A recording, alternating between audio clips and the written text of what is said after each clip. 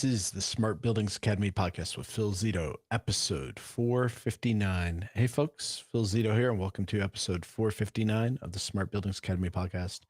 In this episode, we're going to be going over BAS Operational Structures. So, we're going to be continuing our business series on building automation. So, for those of you who run a P&L, those of you who run a business, we're going to go through some common structures for building automation teams, talk through the different roles, talk through the different processes, answer what questions you have. As always, everything can be found at podcast.smartbuildingsacademy.com/459. Once again, that is podcast.smartbuildingsacademy.com/459. If you do have any questions, any thoughts as we go through this, please pop them into the chat. And if you find this valuable, please consider hitting the subscribe button on YouTube and the notification bell, selecting all so you get notified, or sharing this on Facebook or LinkedIn. Just hit the share and tag at Smart Buildings Academy, all one word, or leave us a 5-star review on Spotify or Apple Podcasts. All right, let's dive into the episode. So for those of you listening to this after the fact, there is a video portion to this. It's only 3 slides. It's not a whole lot. So don't worry if you're kind of driving, you're not missing out by not seeing the video. So the purpose of today is to describe the fundamental BAS team structures, identify the structure you need based on your current and projected growth, and then identify the processes you need based on your structure. So there's 3 structures we'll go through today. There are the construction structure, there are the service structure, and then the operation structure. So operations is for facility operations, service is for servicing facilities, and construction is for building. I'm going to go through at first and define these lead roles because you'll see some of them look similar, some of them are a little different. Then I'm going to go through the individual roles. We'll talk through some of the common processes, and we'll also talk through the evolution. So first off, if we look at construction, we have technical leads. These folks lead the technicians. Technicians are typically people who are doing startup, point-to-point, upload, download of controllers, setting up comm buses, etc. You've got a design lead, and these are folks who lead the designers. These are people who create your graphics. Sometimes graphics and submittal design will be split. Sometimes they'll be together. But this would be people who create submittals and people who create graphics. You'll have designers and then a design lead.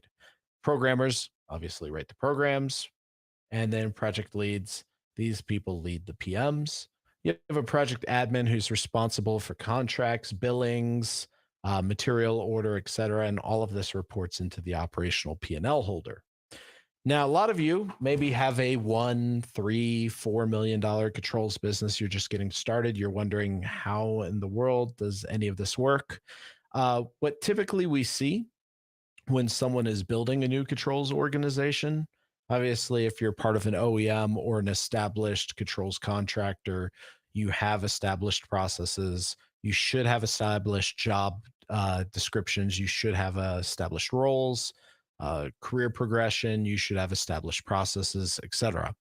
But for the rest of you who are either building your controls department as part of a mechanical contractor or building it just from scratch as a controls contractor, typically you start off in one of 2 buckets. Either you were a really successful salesperson and you now have paired up with a technical person and you're going about addressing the market need as you saw it, and you're becoming a controls company, or you are a highly technical controls person who had some key customers and you ventured out onto your own into the world of construction or service, as we'll see later, because customers said, hey, you're really good at this, you should do it on your own. Traditionally, you want to build your business by taking the lowest cost skills off you as fast as possible. So I'm not going to tell you your thresholds because I used to tell people revenue thresholds, but it really depends because you can have 20 jobs, right, that are $50,000, or you can have one job that's $1 million. And the way in which those jobs are structured and the needs you'll have are going to vary. But what I will say is, whenever you are looking to expand your business in the building automation world, what you want to first focus on is what's are you doing currently in the field that can be taken on by someone significantly less expensive than you. So for example, if you as the business owner are going out and doing point to point checks on inputs and outputs or terminating wires, that's something that if you look at the return on investment, you could most likely find someone to do that for significantly less. And there's a reason I ordered these in the way I did. You'll notice that they progressively get more advanced until you hit the project leads and PMs. And those are folks that are, I'll talk about them a little bit later. But what you should progress from naturally is technical leads, right? So you'll first get a tech. And ideally, this tech would be senior enough that they could eventually progress into your technical lead and have other techs under them. Once you've got your techs handled, then you're going to want to move to offshore or not offshore, offload your design and then offload your programming. That's if you're a technical person. If you're a salesperson, you're going to probably do it the other way. You most likely have some technical person right now that is partnered with you because I've not met salespeople who go out and start doing all the technical stuff and running their own business. There are a handful of them out there, but they're unicorns. Majority of them are, they're a successful salesperson with relationships and they paired up with a tech they knew and they started a business. In that case, that tech usually will be the lead for all of these roles, and you'll gradually fill in. You'll fill in tech, designer, programmer, and then once you get large enough, that tech lead will start handing off to other leads. And I realize I could actually use a pointer here. Give me 1 second. I'm going to use my laser pointer. There we go. So, like I was saying, you'll have this tech kind of up here, and that tech will then act as the lead. And you'll once again tech designer programmer until you build up enough to necessitate your own leads. All right, let's keep moving on. If there's any questions at any time, do not hesitate to interrupt and ask.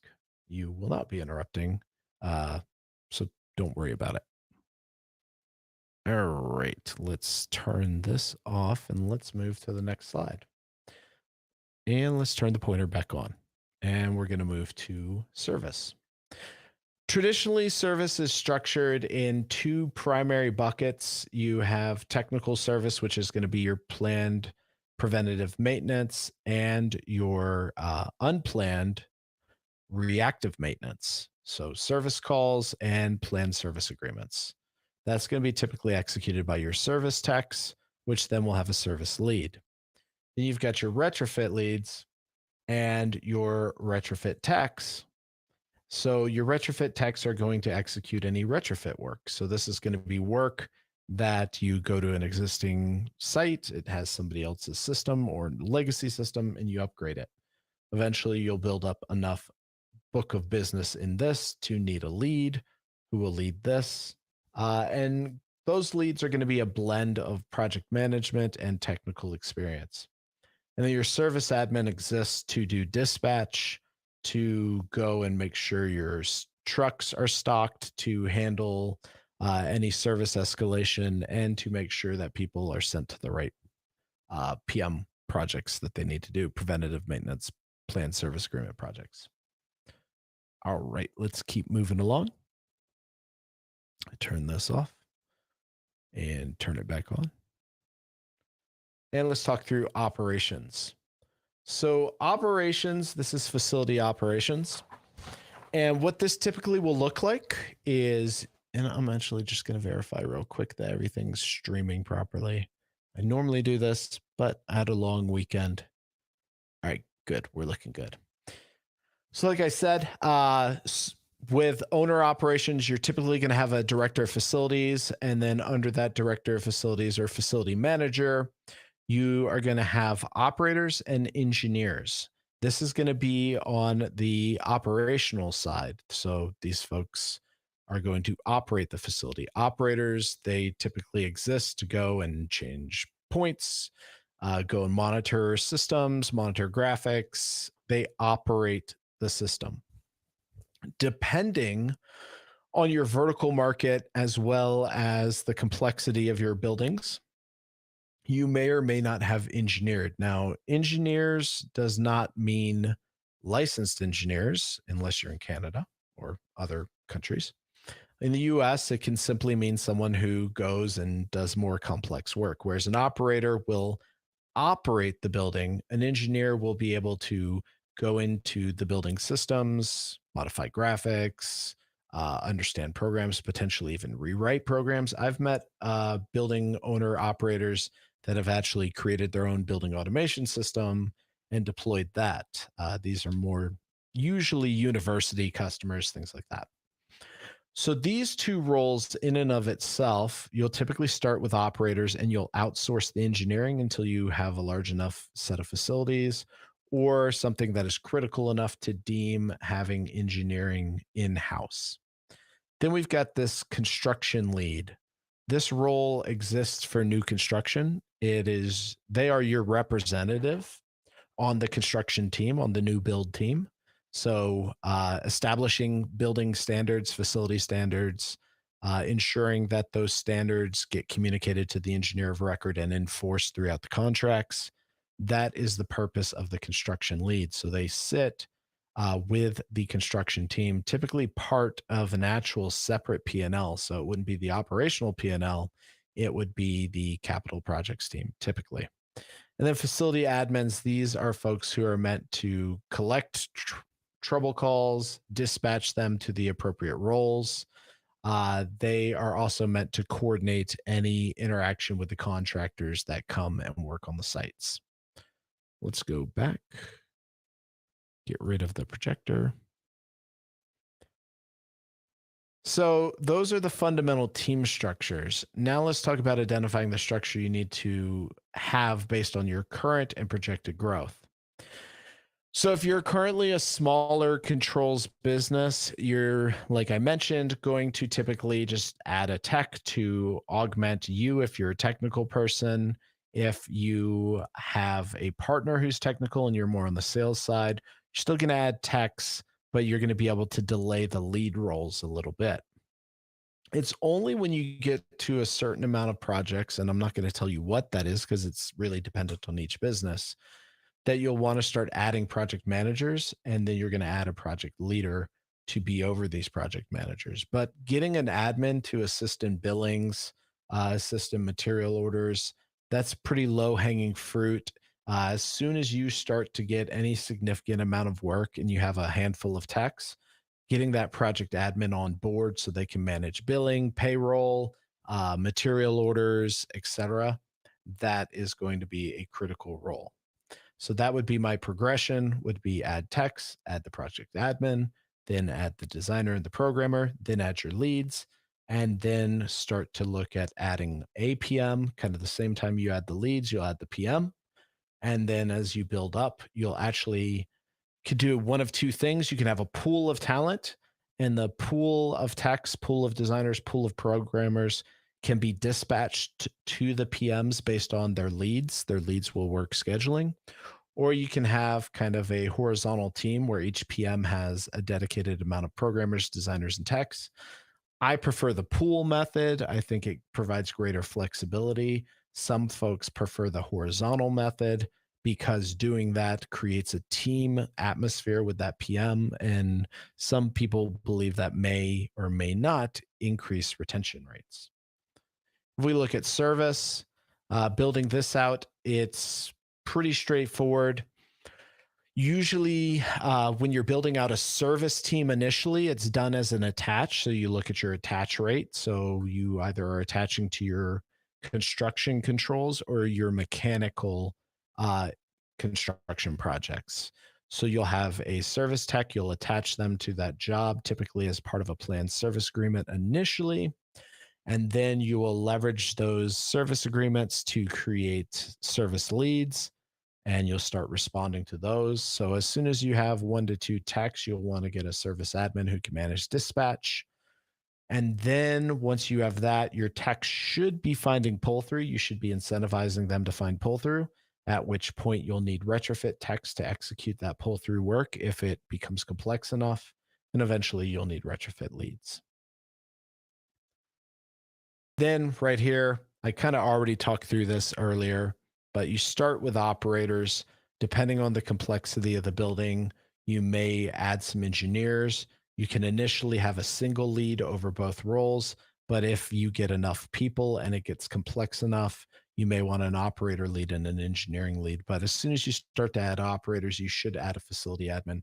Admins are a great low cost role that can really make things a lot easier for you. And the hourly rate you're paid as an operational P&L holder is going to be substantially higher than an admin. So having them do the kind of lower value tasks at a lower wage rate is really a smart idea. Let's go back, identify the processes. So I kind of went through all of that. I went through the processes. I already knew this was going to be slightly shorter than our normal podcasts. But to sum it all up, at the end of the day, understand your market, understand your capabilities and your business partner, if you have one's capabilities, and then build your team to take over those capabilities that are have the least ROI. So if you're out there having to do install and startup, you should probably replace that first.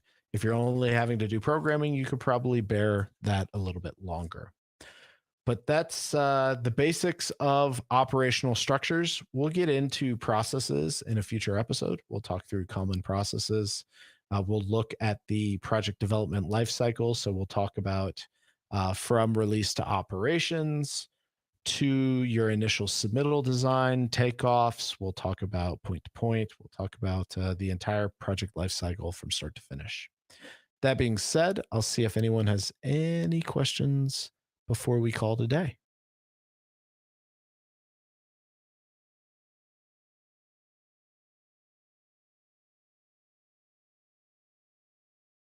Had to cough there for a second. I hope everyone had a good Easter. It's good to be back. It felt like this weekend was a lot longer than a normal weekend. I don't know why. It just felt that way. For those of you who don't know, we are also doing a technical session on Wednesday. And this week's technical session is going to be on inputs and outputs. So we're gradually going to be building out that technical roadmap of podcasts for new technical talent that want to kind of get up to speed. So like I said, everything will be available at podcast@smartbuildingsacademy.com/459. I appreciate everyone hanging out here. I hope you all found this valuable. If you do have any questions after the fact, hit us up on LinkedIn or on YouTube. It's great to see you all, and I hope you have an awesome week. Take care.